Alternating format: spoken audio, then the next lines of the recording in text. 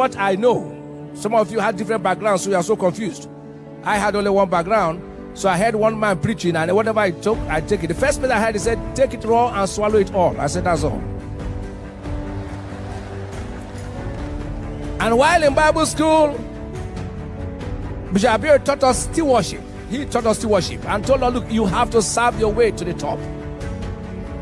And service was all I knew about. While in Bible school, I was serving. They would tell us to go to the conference.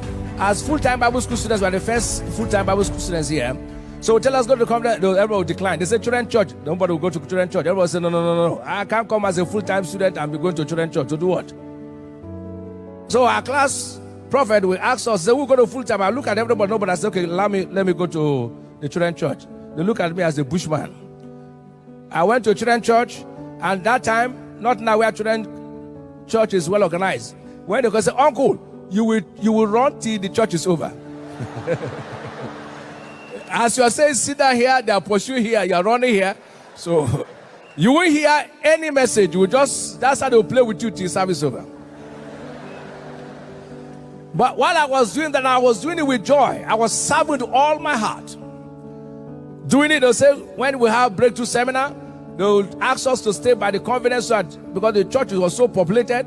Sometimes you see men try to make mistakes to go to the female conference. So they'll say, make sure a full-time student is here. So when you're going to say, no, that's for male. Because nobody reads. They don't look male and female. They just want to enter.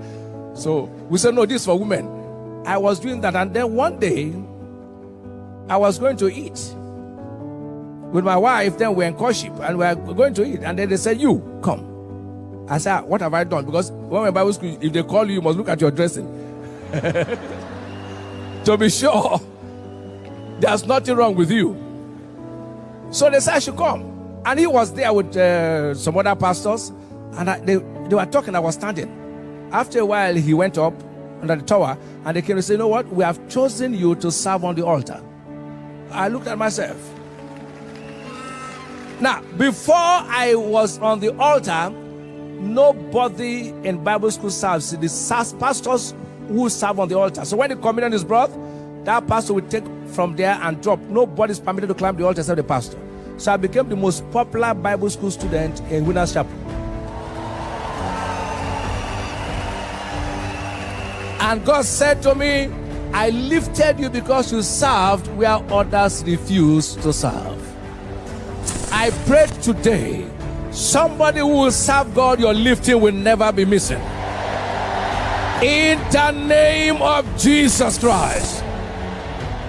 Now hear this again. While in Bible school, imagine where I was living. Those of you who were in Lagos, Nigeria, because we are speaking to the entire world, Victoria Island to Yenakpaja is not close. I used to enter 4 vehicles to get to church. And Monday to Friday, I will be in Bible school. Saturday, I will come for evangelism. So Monday to Sunday, I was leaving Victoria Island to Yenakpaja. Entering 4 vehicles, I wake up 4 a.m. We ran 5 services before we came back to 4. Now, they were asked us to go for soul winning, and I won 56 abiding souls, not who I preached to. 56. I was not a pastor yet. I was still a brother in Bible school. I won 56 abiding people who do foundation class, baptized in 1 month. Heavens open. Now, listen. You cannot. I knew I was not going to work in Winners Chapel. Understand my point? I knew I was not going to work here, but I knew that I have to sow a good seed. There are those who knew they were going to work here, but just wanted that relationship and get out. What you make happen for others, God will make happen for you. Everyone whose heart is pure and serve God genuinely, no devil shall stop your reward. In the name of Jesus. So when I started my own, there was no struggle. Because I've already sown so much seed into Winners Chapel. So where others were trying to read 10 years was my own starting point. Now hear this, every time you're sowing a seed, don't think it's a waste.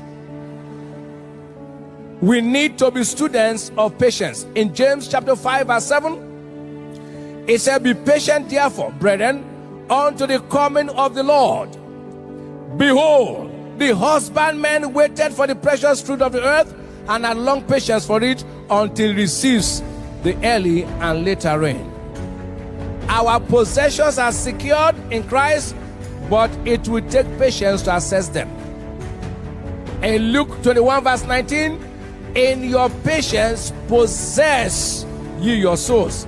Many are too much in a hurry to sow and reap immediately. The question is this: the day you plant, is it the same day you harvest?